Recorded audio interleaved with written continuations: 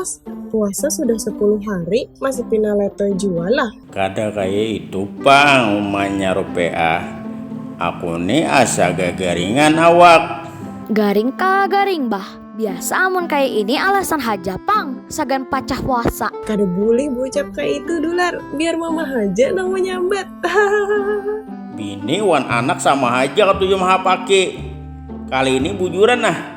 Kada berustaan, apalagi pura-pura. Kepala asa pusing, pina gelisah, mengantuk wan lapar. Mun lapar dasar lagi puasa kelobah, lain karena garing, tapi melihat ciri pian itu kaluai lagi kena hipoglikemia. Nah, apa pulang hipo-hipo itu Dular?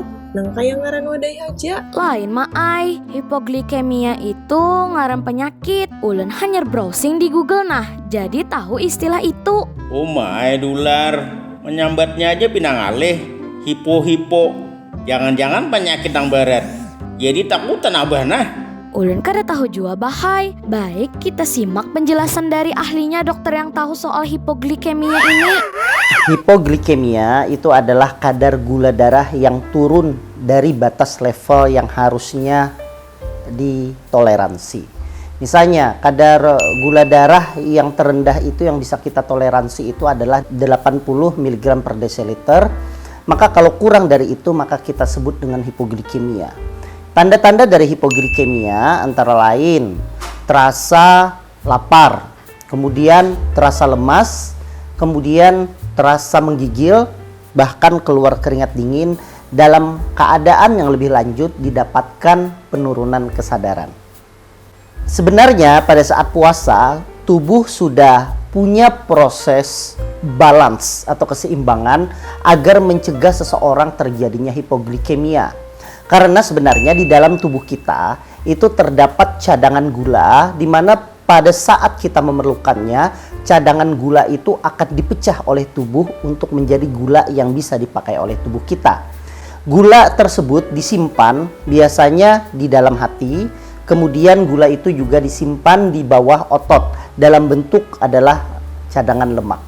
Nah, dalam keadaan seseorang berpuasa, kemudian kalori yang sudah dimakan, maksudnya kalori yang didapatkan pada saat sahur itu sudah berkurang, maka secara otomatis tubuh akan memerintahkan hati untuk memecah lemak tersebut sehingga bisa nanti digunakan menjadi gula yang bisa dipakai untuk aktivitas sehari-hari.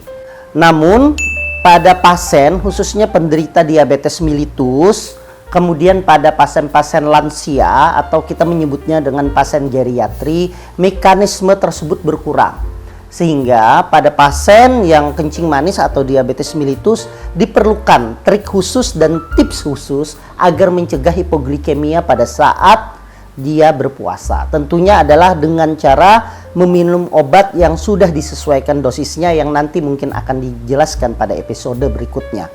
Sedangkan pada pasien lansia atau pasien geriatri, memang karena usia pada pasien tersebut, akhirnya mekanisme keseimbangan atau balance tersebut menjadi tidak sebaik pada saat usia masih muda. Nah, pada saat itu disarankan pada lansia, pada saat dia sahur, mengonsumsi makanan yang tinggi kalori tetapi dia tidak cepat dipecah. Tidak cepat dipecah itu karena kalau seandainya makanan kalori itu cepat dipecah, maka dia cepat diserap, kemudian dia cepat juga habis digunakan. Seperti apa contohnya makanan yang cepat diserap tersebut, cepat dipecah? Misalnya bubur. Bubur itu dia cepat sekali untuk berubah menjadi gula darah sederhana yang digunakan oleh tubuh untuk kalori.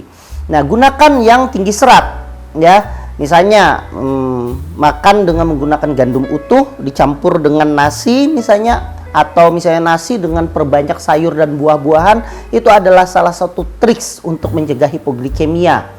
Kemudian selain itu tentunya pada saat siang hari ya jangan sampai beraktivitas yang berlebih yang menyebabkan tubuh memerlukan kalori yang sangat banyak sehingga kadar gula menjadi turun.